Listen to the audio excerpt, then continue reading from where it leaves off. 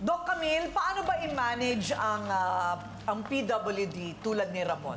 Okay, una-una kasi nakalagay po dun sa binigay na referral, intellectual disability, to rule out seizure disorder, to consider post-traumatic stress disorder. So, bakit ganun po? Unang-una, yung intellectual disability niya, kaya pinapaano po yung seizure disorder kasi nga, meron po yung ginagawa niya na parang kumakalabog, tapos nag-iingay. So, dapat ma-reconsider na baka mamaya ito ay meron talagang organic na disorder sa brain, kaya kinakailangan matignan yon. Ngayon, bakit po nagkaroon ng PTSD? Nagkaroon po kasi ng incident na nakalagay doon na sumakay ito ng jeep tapos nagpunta ng Pampanga, 4 na araw na nawawala. Itong si Ramon. Opo. Oh. Kaya maaaring nagkaroon ng problema nung time na yun. Baka mamaya hindi kumakain or hindi nagkaroon ng... Meron lang nagsabi na nandun po siya sa Pampanga. Kaya ang nangyari, ito pong pangyayari na ito, may consider natin na post-traumatic stress disorder. Kaya lumala yung mga simptomas na kung bakit parang palaging nakanta, palaging yung sumisigaw na ganyan. Kasi hindi na po ito tungkol sa intellectual disability, kung hindi yung pong possibility na yung PTSD niya lumala dahil nagkaroon ng mga intrusion ng negative thoughts, and then eventually, yung pong pangyayari na yon ay masasabi natin na may mga psychotic features. Hindi na po ba naulit, Nanay Emer, yung nakarating siya ng Pampanga? Ano po, ilang beses pong nawala yan eh. Ilang beses nawala?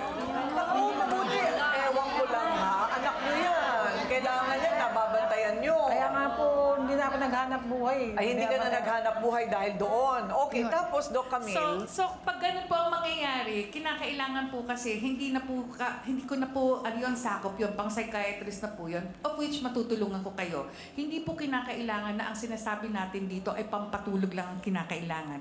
Una, kinakailangan ng mood stabilizer niya.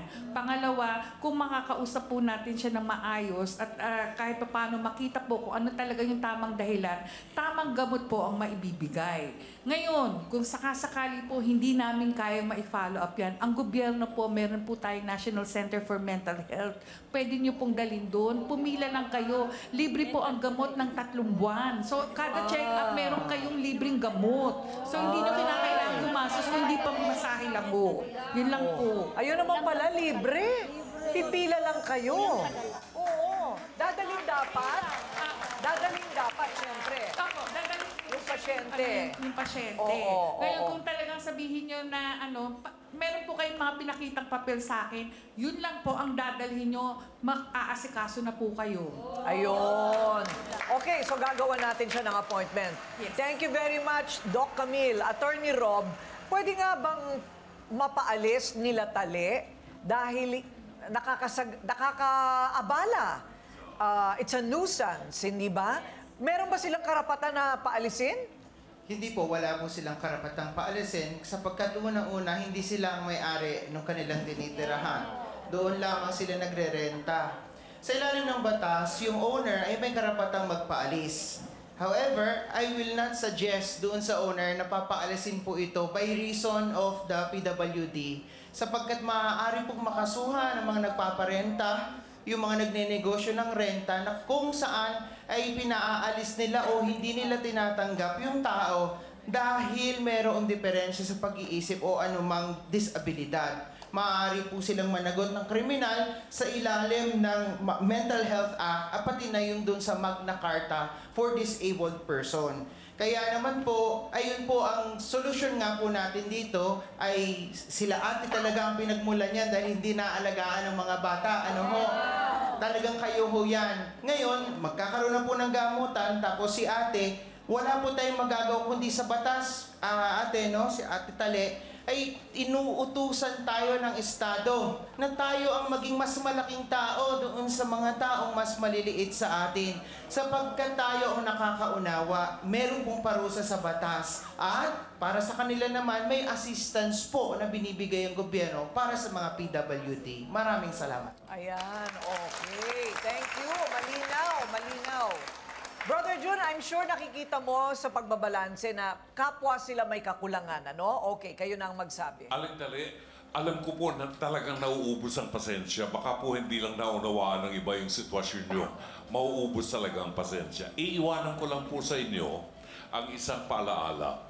mas maganda pong hanapin natin ang larawan, ang mukha ni Jesus sa pagkatao ng ibang tao. No? Baka makita natin doon sa mga nagsasuffer, baka makita natin ang larawan ng Panginoon na naghahanap ng pangunawa at pagmamahal. No? Baka po makatulong sa atin to para ma-lessen yung ating impatience. No?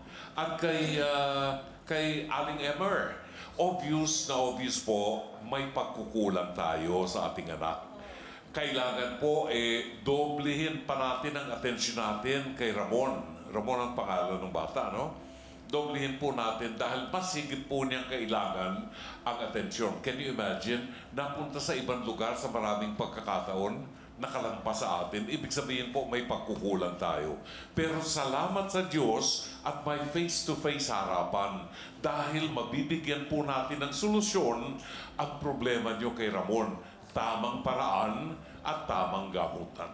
Thank you, Brother June.